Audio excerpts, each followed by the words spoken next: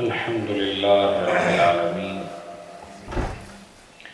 والصلاة والسلام على محمد وعلى آله وأصحابه أجمعين.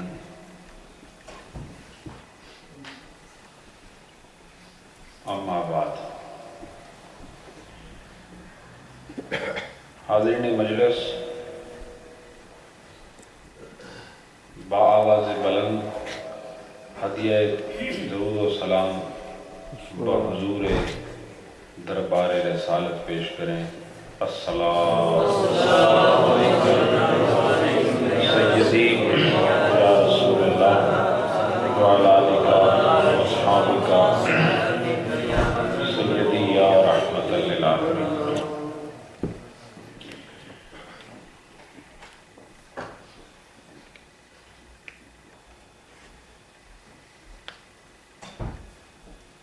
نماز کے مسائل آپ حضرات ایک طویل مدت سے سماعت فرما رہے ہیں،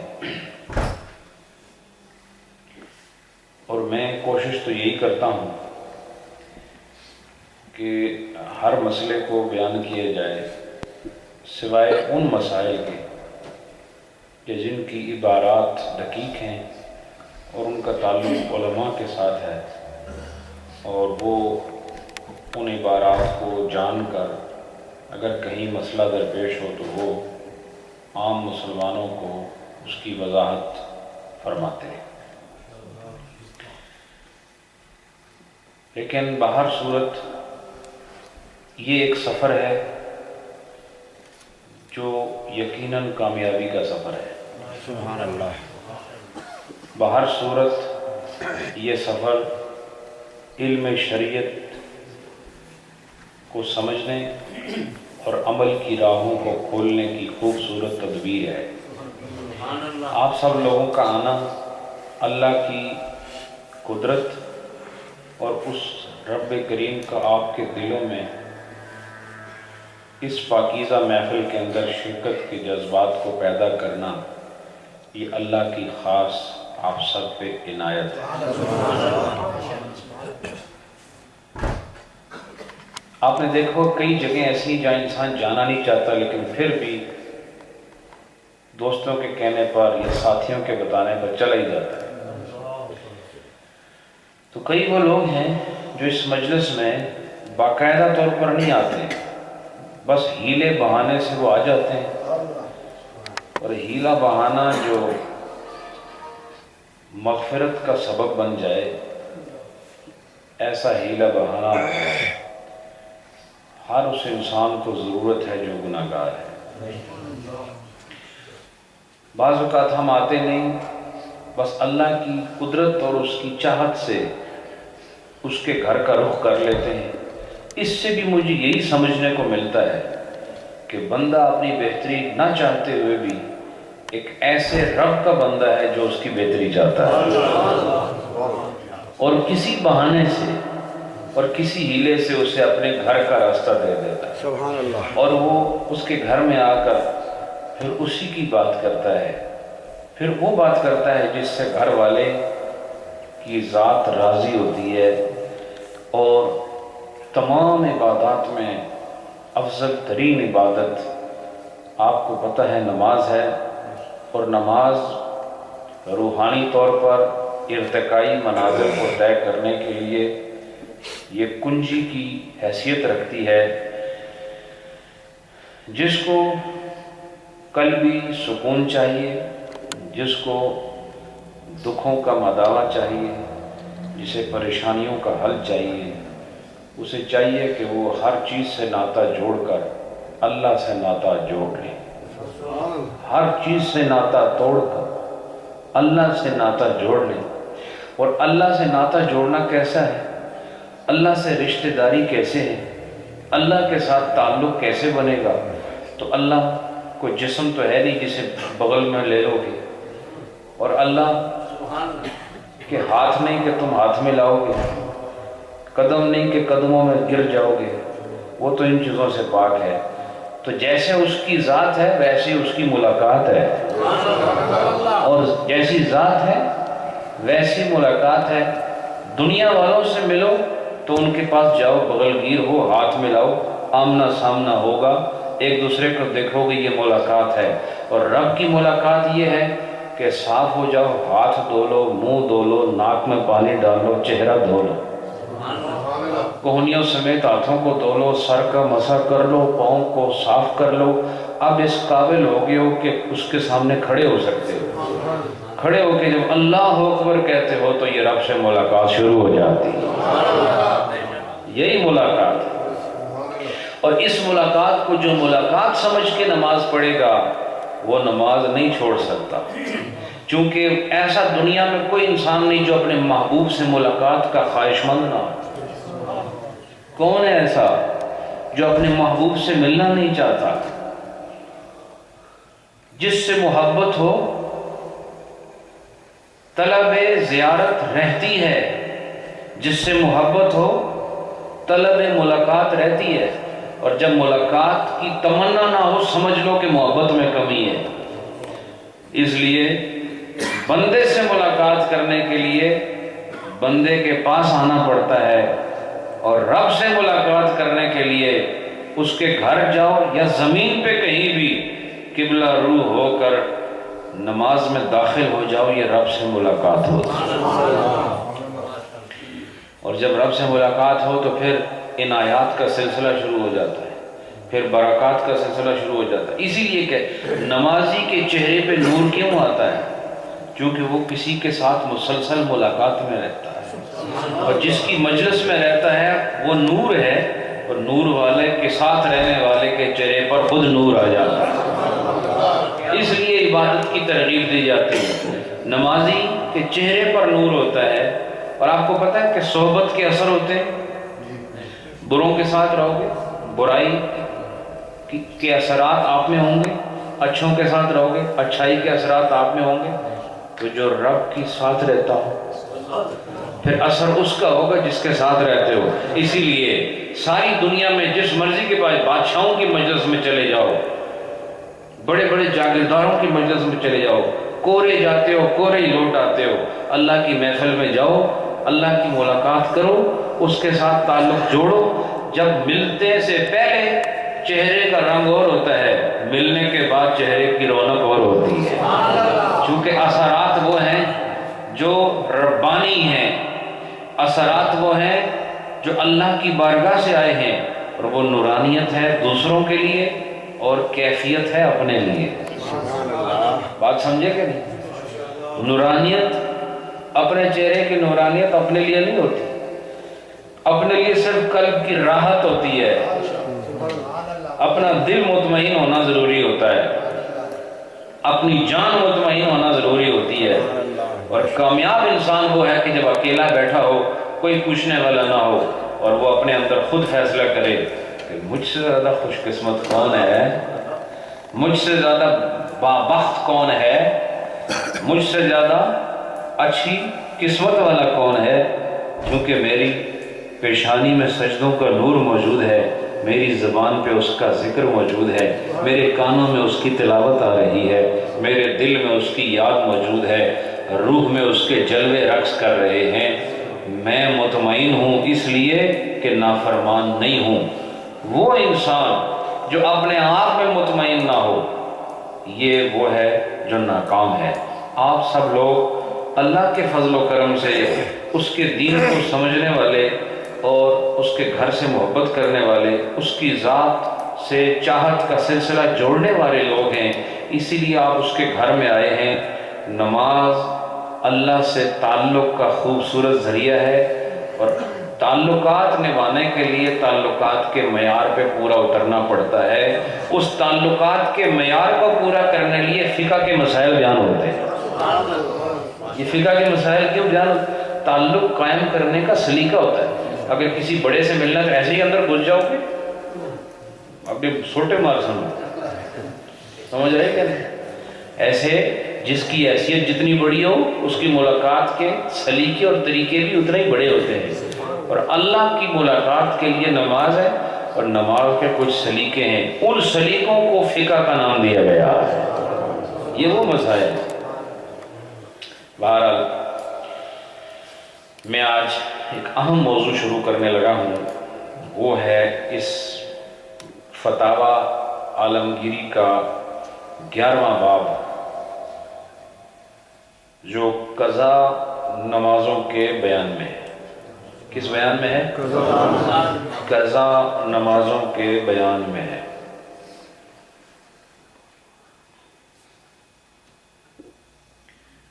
نماز کا قضا ہونا یہ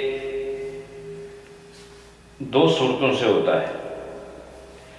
نماز دو وجوہات پر قضا ہو سکتی ہے، یا عذر کی وجہ سے اور یا جان بوجھ کے۔ نماز قضا ہونے کے کتنے عذر ہیں؟ دو۔ سارے بولو نا۔ دو۔ ایک یہ کہ عذر ایکسکیوز، وہ بھی جینوین ایکسکیوز، ایسے نہیں۔ نماز قضا ہوگی یا تو عذر کی بنا پر یا سستی کی بنا پر، دونوں صورتوں میں نماز کا دوبارہ پڑھنا فرض ہے۔ گل سمجھو کہ نہیں؟ جان بوجھ کے نماز چھوڑی تب بھی اس کا پڑھنا کیا ہے؟ فرض ہے۔ کیا ہے؟ اور اگر جان بوجھ کے نہیں چھوڑی بلکہ کسی عذر کی وجہ سے نماز چھوڑی تب بھی اس کا پڑھنا کیا ہے؟ فرض ہے۔ اور اس بشری لبادے میں ملبوس انسان کو کمزوریاں لاحق ہوئیں تو یہ نتیجہ سامنے آیا کہ ہو سکتا ہے کہ یہ جان بوجھ کے نہ چھوڑے، سستی کی وجہ سے نہ چھوڑے، ارادتاً نہ چھوڑے، بلکہ ایسی مجبوری آ جائے کہ یہ چھوڑنی پڑ جائے کسی عذر کی بنیاد پر، تب بھی اس کے لیے طریقہ شریعت نے مقرر کیا۔ اور شریعت میں سب سے خوبصورت طریقہ کیا ہے؟ سنت مصطفیٰ۔ اس سے اچھا کوئی طریقہ نہیں۔ نبی پاک صلی اللہ علیہ وآلہ وسلم سے بھی نماز قضا ہوئی ہے۔ نبی پاک صلی اللہ علیہ وآلہ وسلم سے بھی نماز قضا ہوئی ہے۔ ایک دفعہ آقا نامدار علیہ تحیت و ثناء صلی اللہ علیہ وسلم، آپ مغرب کی نماز ادا کی تو آپ کو شک گزرا، آپ نے صحابہ سے پوچھا کیا میں نے عصر پڑھی تھی؟ تو صحابہ نے کہا حضور آپ نے عصر نہیں ادا کی تھی۔ حضور نے اٹھ کر پہلے عصر کی نماز پڑھی اور پھر جو مغرب بعد میں پڑھی تھی اس کو پھر دوبارہ پڑھا۔ اب یہ مسائل آگے آ رہے ہیں کہ ایسا کیوں ہوا، لیکن کچھ لوگ کہیں گے کہ دیکھو نبی بھول جاتے ہیں، کچھ لوگ کہیں گے بھولتے نہیں، جو بھول جانے والے آگے آئیں گے ان کے لیے مثال قائم کرنے لگے۔ سوچنے کے انداز میں فرق ہے۔ کچھ کہیں گے نبی بھول گئے تھے، اور جو یہ کہتا ہے نبی بھول گئے، میں کہتا ہوں تو سب کچھ بھول گیا۔ ہم یہ کہتے ہیں نبی بھولنے کے لیے نہیں آیا، جو بھولے ہوئے ہیں ان کو رستہ دکھانے آئے۔ نبی پاک نے اپنے طرز عمل سے یہ بتا دیا کہ قضا ہو تو پھر ادا کا طریقہ کیا ہوتا ہے۔ ٹھیک ہے؟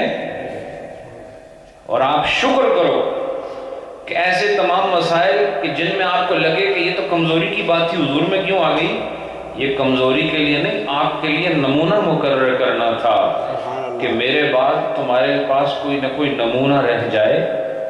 اس لیے آپ علیہ السلام سے نماز قصداً قضا کرائی گئی۔ قصداً مطلب نبی کا قصد نہیں، یہ اللہ کی مشیت میں ہے، اللہ کی مشیت میں ہے کہ ایسا ہو تاکہ بعد والوں کے لیے نمونہ بن جائے۔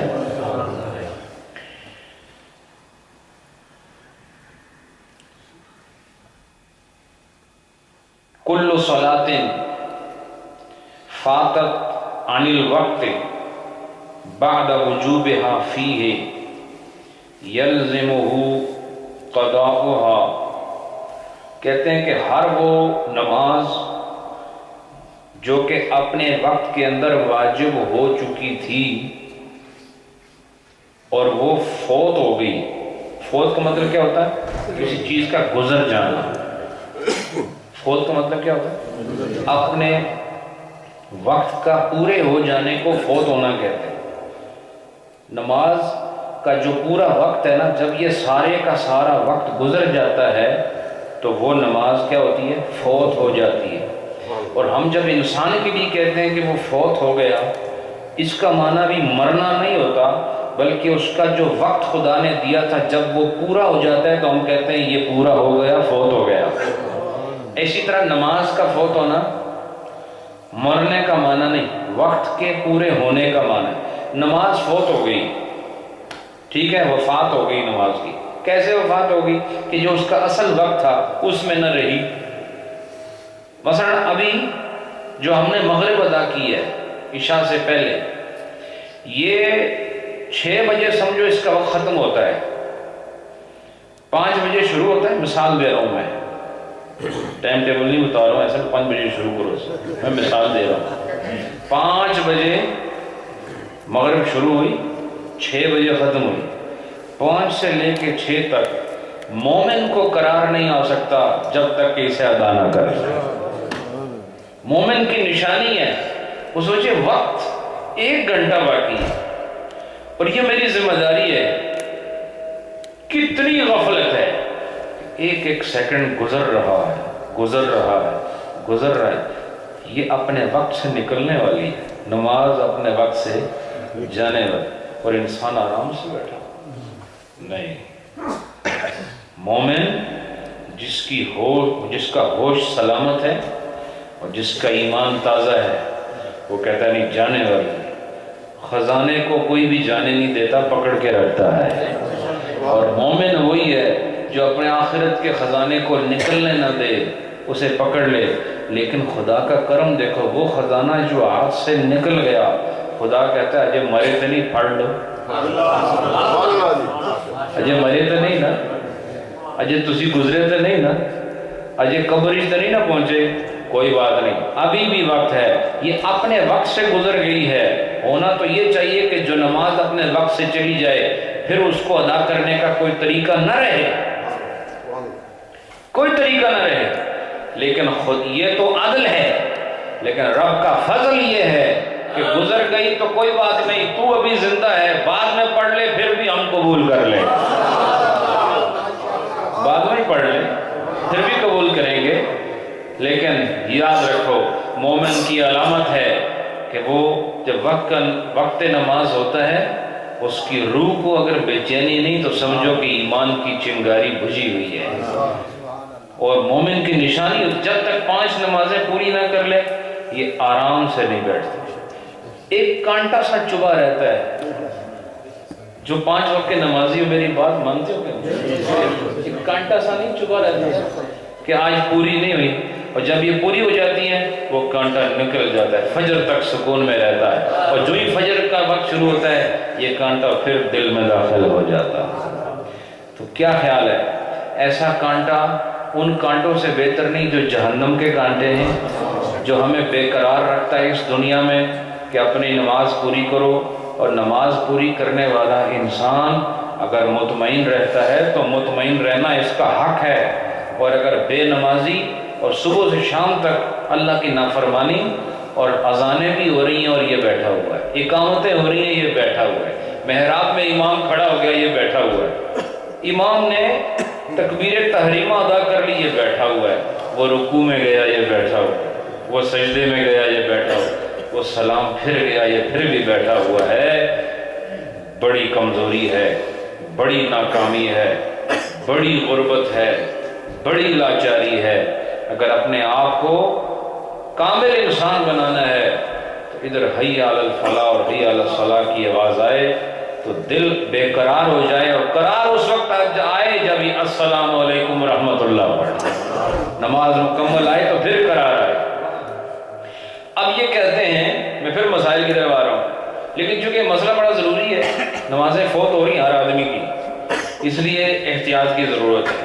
اور عقل کے ناخن لینے کا وقت ہے. ابھی آپ زندہ ہیں, مرے نہیں ہیں, کہ جب مر جائیں گے پھر آج کی میری تقریر یاد آئے گی آپ.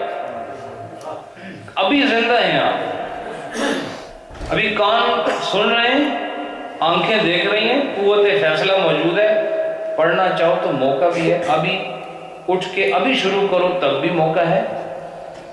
اور یہاں تک فرمایا گیا کہ جس کی زندگی کی قضا نمازیں ہوں وہ سنتیں بھی چھوڑ دے, وہ صرف فرض پڑھے, وتر پڑھے, فرض پڑھے, جب تک کہ اس کی فرض نمازیں پوری نہیں ہو جاتی. کیوں کہ فرض نماز کا سوال ہونا ہے.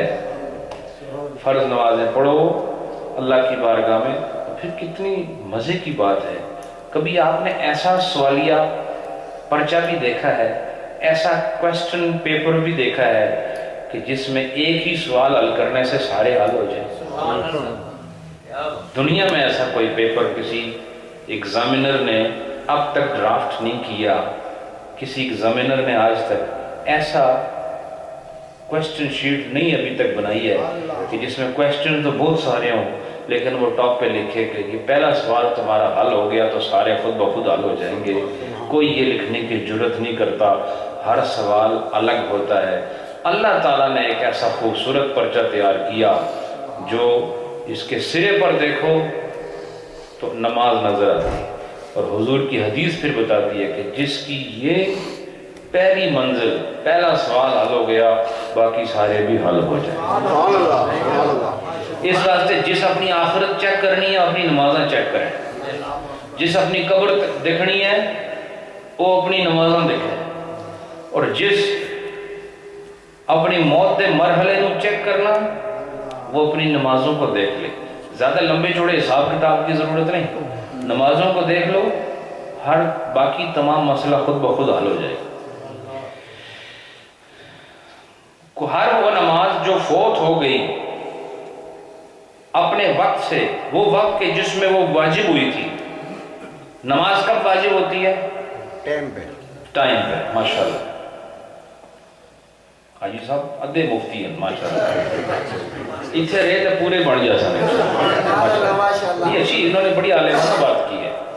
نماز اذان سے نہیں شروع ہوتی, یاد رکھو, نماز وقت سے شروع ہوتی ہے.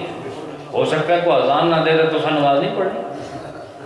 جب مؤذن سو جائے تو کو لکھ واری تیرے تے سلام, تو اذان نہیں دیتی نماز نہیں پڑھی.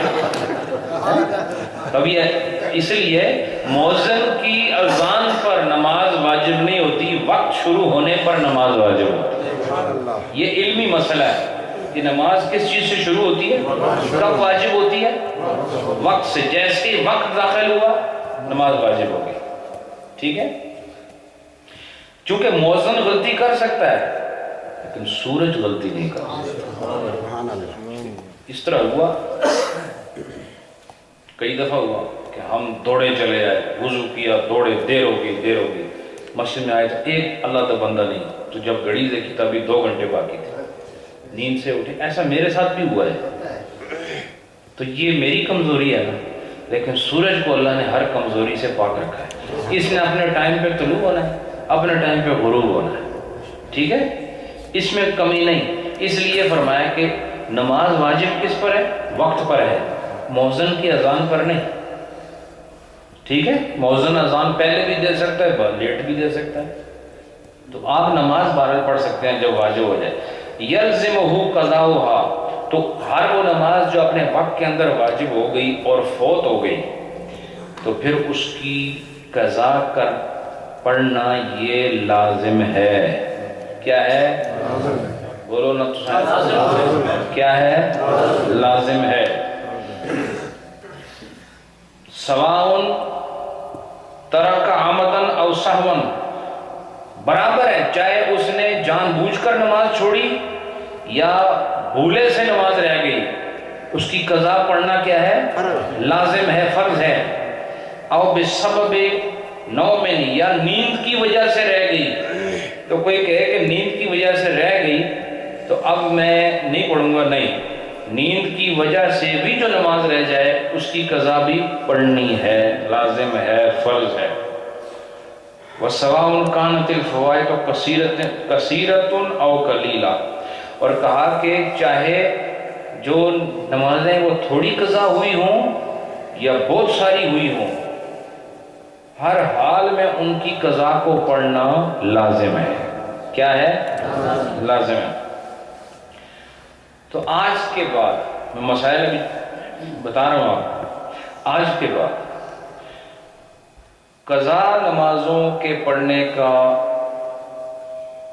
فوراً اہتمام کرو، فوراً اہتمام۔ میں نے کچھ ایسی ہستی بھی دیکھی ہے، اور اللہ کے جو ولی ہیں جن کو شیخ الوقت کہا جاتا ہے، جو اللہ کی یاد میں مصروف نظر آتے ہیں، مخلوق کی خدمت میں مصروف نظر آتے ہیں، جو پچھلے پیر سجدے بھی کرتے ہیں، اپنے رب کو راضی کیا ہوا ہے، ان کا میں احوال کا ایک حصہ پیش کرتا ہوں کہ ایسے بھی اللہ کے قریب بندے ہیں جن کی نمازیں قضا ہوئی، لیکن وہ کہتے ہیں کوئی پتہ نہیں ہو گئی ہو، پھر بھی ہر نماز کے ساتھ قضا پڑھتے ہیں، ہر نماز کے ساتھ ایک قضا پڑھ لیتے، یا جب موقع ملے ساتھ قضا پڑھتے رہتے۔ کیوں؟ جب تمہاری نماز قضا ہی نہیں، کیوں پڑھتے ہو؟ دیکھو، یہی ہے اللہ کا خوف، یہی ہے اللہ کا خوف۔ اور ولی اور عام انسان میں یہی فرق ہوتا ہے کہ نماز قضا نہیں ہوئی پھر بھی پڑھ رہا ہے کہ شاید کہیں ہو گئی ہو، میں کمزور انسان ہوں، مجھے یاد نہ رہا ہو، پھر بھی وہ ساتھ قضا پڑھ رہا ہے۔ اسی وجہ سے ایک ولی کو یہ مقام رفیع عطا ہوتا ہے۔ تو آپ سب لوگ تیاری کرو، اپنی نمازیں قضا کرو۔ میں انشاءاللہ یہ اس چیپٹر کے انتہا پر آپ کو پورے طریقے یہاں بھی ذکر ہو جائیں گے، لیکن آپ کی سہولت کے لیے اور بھی مزید تفصیل سے اس کو بیان کرتا رہوں گا۔ فلا قضا علی المجنون حالت جنونہ لما فاتہ فی حالت عقلہ، کہتے ہیں کہ ایک آدمی جس پر جنون آ گیا، جنون سمجھتے ہیں، جس ویلے عقل کام چھوڑ دے وے، اس حالت میں کیا کہتے ہیں؟ جنون۔ عربی زبان میں اسے کیا کہتے ہیں؟ جنون۔ جب عقل کام چھوڑ دے تو پھر حالت کون سی شروع ہوتی ہے؟ جنونی حالت شروع۔ جب جنونی حالت نہ ہو پھر عقلی حالت ہوتی ہے۔ تو کہتے ہیں کہ عقل کی حالت میں جو نمازیں رہ گئی تھیں، مجنون پر جنون کی حالت میں اس کی قضا واجب نہیں۔ مثلا کوئی آدمی ہے وہ بالکل درست ہے، لیکن پھر اس کے دماغ پر اٹیک ہوتا ہے اور اس کو سمجھ ہی نہیں دنیا کی، وہ مجنون ہو گیا، 2 دن کا اٹیک رہتا ہے۔ یہ جو آج اس پر جنون طاری ہوا، اس نے عقل تھی نا، آج 2 دن بعد مجنون ہوگا نا، تو آج اگر اس نے کوئی نمازیں چھوڑی ہیں، 2-3 نمازیں عقل کی حالت میں، تو جنون کی حالت میں اس کی قضا اس پہ واجب نہیں۔ سمجھ رہے ہو کہ نہیں؟ کیونکہ اس کی عقل ہی نہیں کام کرتی، کیسے پڑے گا؟ اب کہہ رہے ہیں کما لا قضا علیہ فی حالت عقلہ لما فاتہ حالت جنونہ، اور وہ نمازیں جو جنون کی حالت میں اس سے قضا ہو گئیں، جب جنون ہو گیا اب نمازیں قضا ہو گئی نا، یہ عقل کی حالت میں آنے کے بعد وہ نمازیں بھی اس پر واجب نہیں ہیں۔ اس پر واجب کیوں نہیں ہے؟ کہ نماز کس پر فرض ہے؟ عاقل اور بالغ مسلمان پر۔ جب جنون کی حالت میں رہا تو عاقل نہ رہا، اب اس پر فرض بھی نہیں۔ یہ مسئلہ تھوڑے فائدے واسطے سبحان اللہ نہیں آکی، کیونکہ جنونی تو سارے ہوتے ہیں، جب بھی آپ کو کام نہ ہو تو جنون میں آ جاتا ہے۔ آپ کو مسئلہ سمجھ آیا کہ نہیں؟ مسئلہ یہ ہے کہ آپ عقل کی حالت میں، آپ کی 4 نمازیں رہ گئی، تو عقل کی حالت کے بعد آپ چلے گئے جنون کی حالت میں۔ اب یہ 4 نمازیں جنون کی حالت میں آپ پر پڑھنا واجب نہیں، جنون کی حالت میں۔ جب ٹھیک ہو گئے پھر تو پڑھو گے نا، لیکن جنون کی حالت میں جو 1 مہینہ رہے، پھر دوائیاں دی ڈاکٹروں نے، آپ واپس ٹھیک ہو گئے، اب یہ 1 مہینے کی آپ پر قضا نہیں۔ کیوں؟ کہ جس وقت یہ نمازیں فرض ہو رہی تھی اس وقت آپ عاقل نہیں تھے، اور جب عاقل ہوتا ہے تب نماز فرض ہوتی ہے، تو آپ پہ جنون کی حالت میں نماز فرض ہی نہیں تھی، اس لیے اس کی قضا بھی نہیں ہے۔ سمجھ آئی؟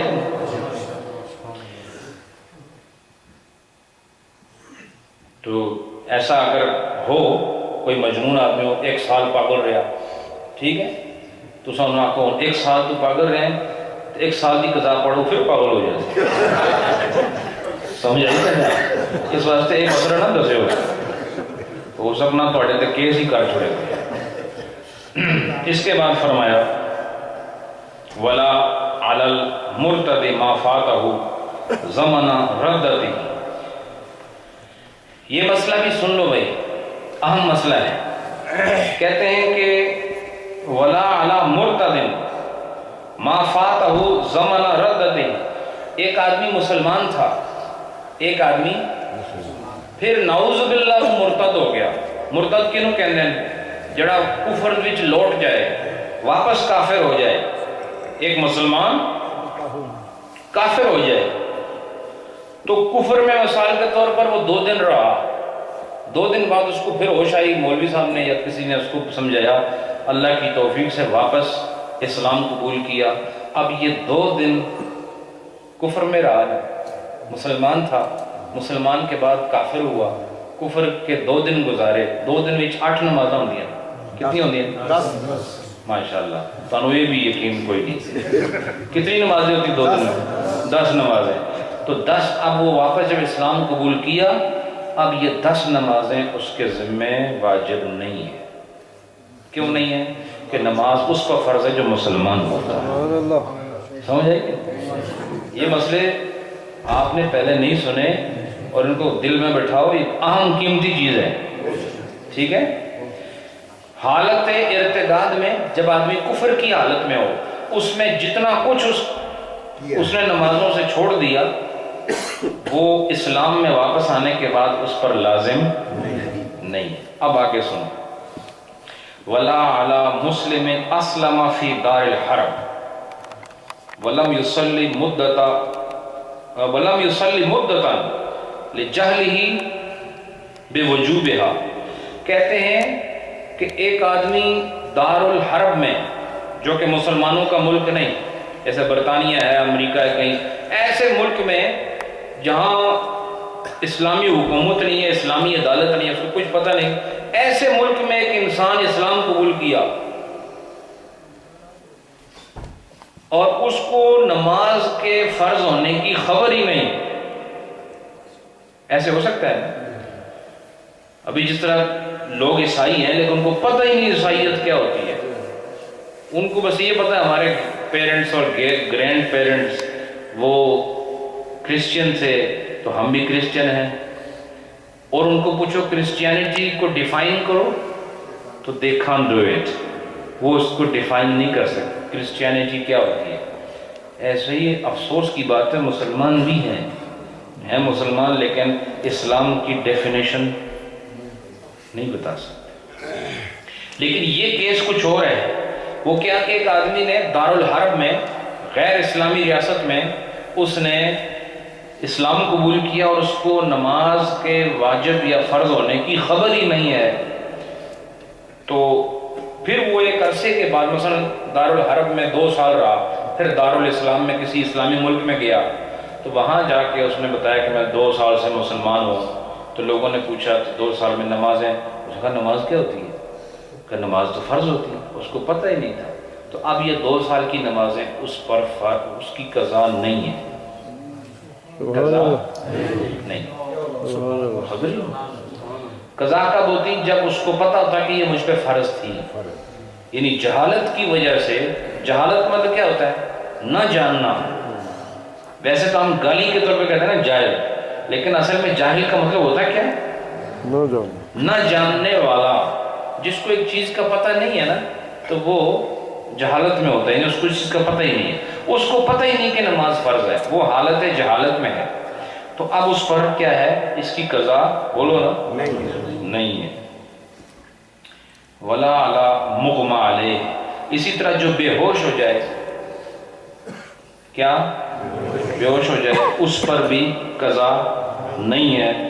وہ مریض عجز عن الاماء ما فاتہ فی تلک الحالہ وزادت الفوائد علی یوم و لیلہ. کہتے ہیں کہ اگر ایک دن اور ایک رات سے زیادہ کی نمازیں ایسے مریض کی فوت ہو جائیں جو اشارے سے بھی نماز نہیں پڑھ سکتا.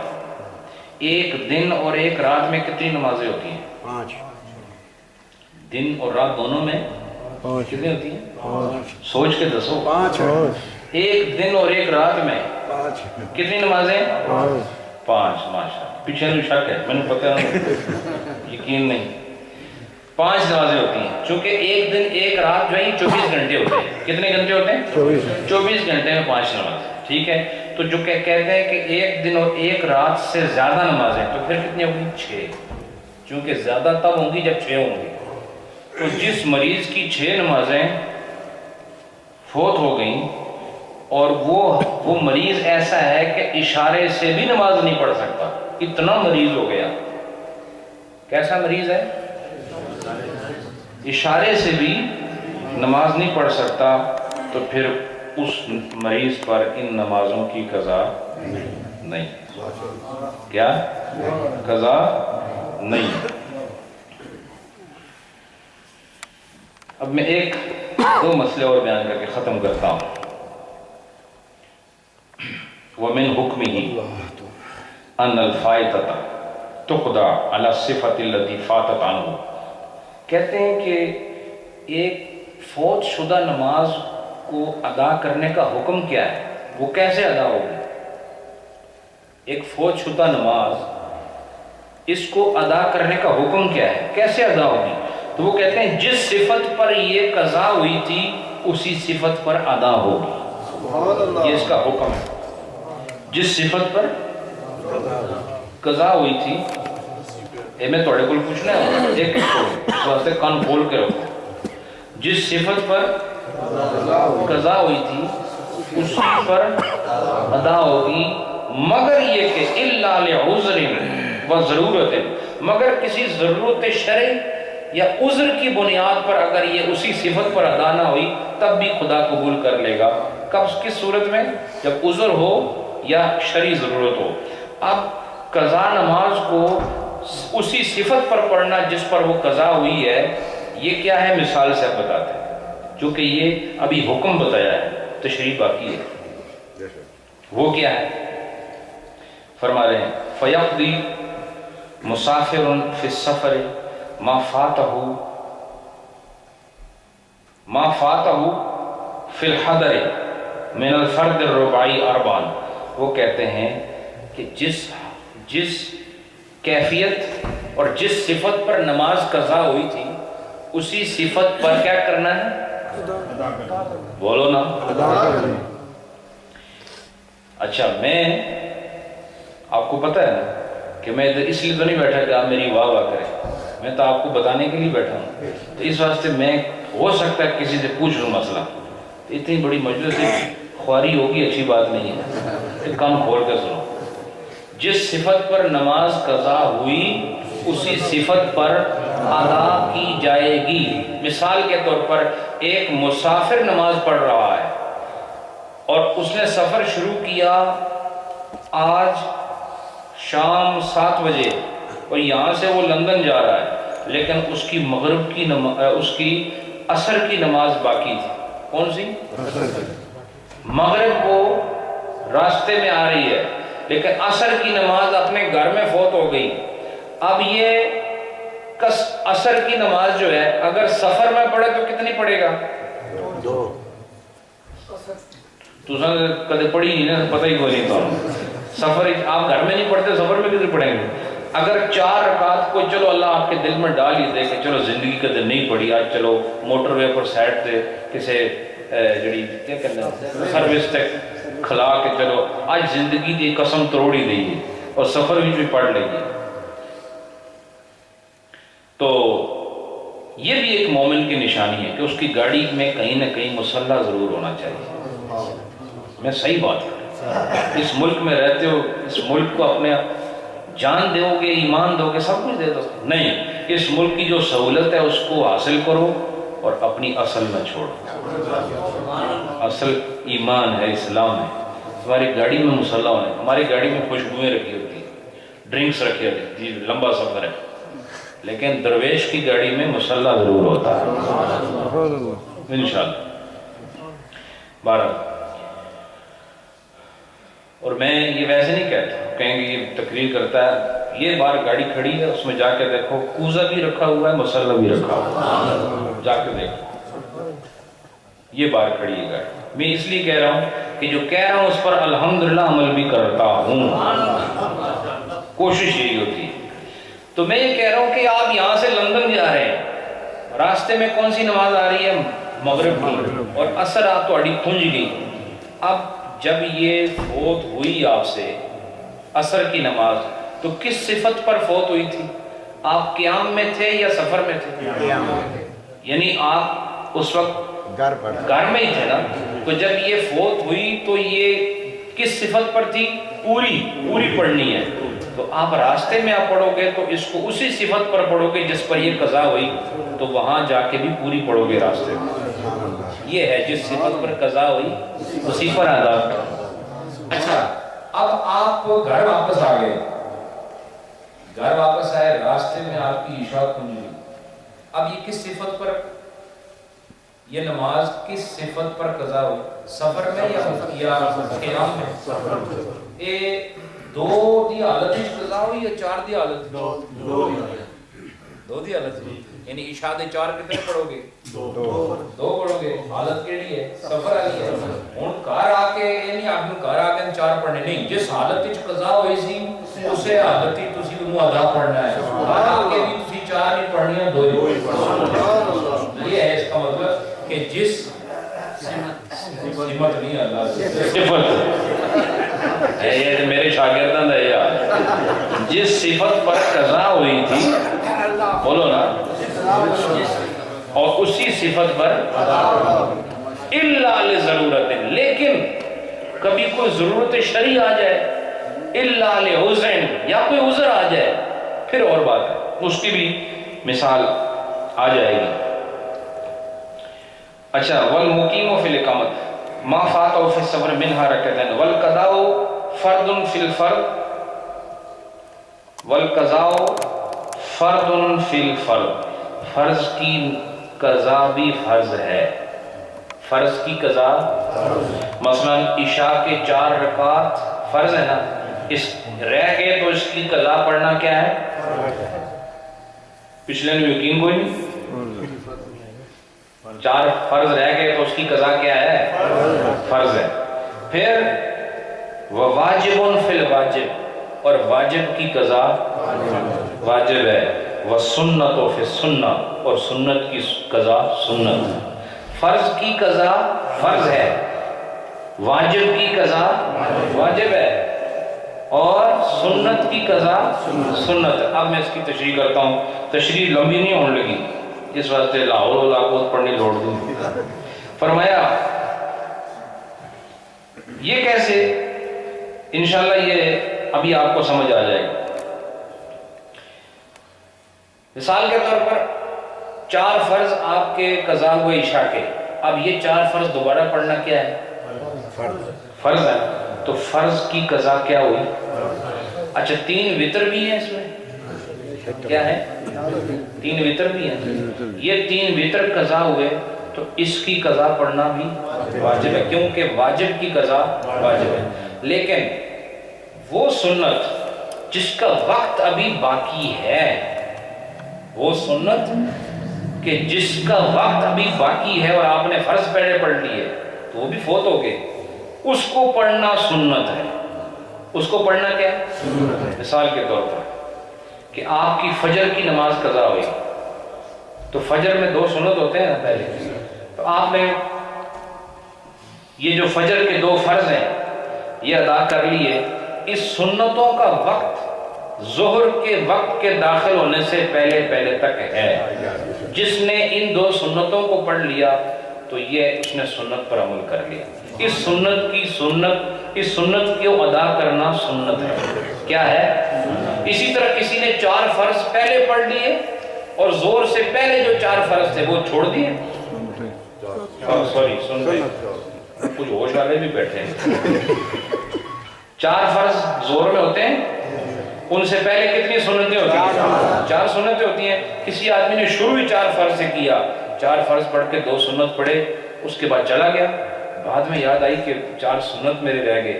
اب اگر نہ پڑھے تو کوئی بات نہیں, قضا جو ہو گئے, اب وقت ابھی باقی ہے تو ان سنتوں کی پڑھ لینا یہ سنت. کیا ہے؟ سنت. ویسے اگر وقت بھی ختم ہو گیا پھر قضا میں سنت نہیں ہوتے, صرف فرض اور واجب ہوتے ہیں. فرض اور واجب. تو اب پھر مسئلہ آپ کو سمجھ آ گیا کہ فرض کی قضا کیا ہے؟ بولو نا. اور سنت کی قضا اور واجب کی قضا ماشاء اللہ. میرے دوستو اب آئے ماشاء اللہ ہمارے محترم حکومت آزاد کشمیر کے وزیر مال چودھری علی شان سونی صاحب تشریف لائے. میں گزارش کرتا ہوں کہ آگے تشریف لائیں. ماشاء اللہ ادھر تشریف لائیں.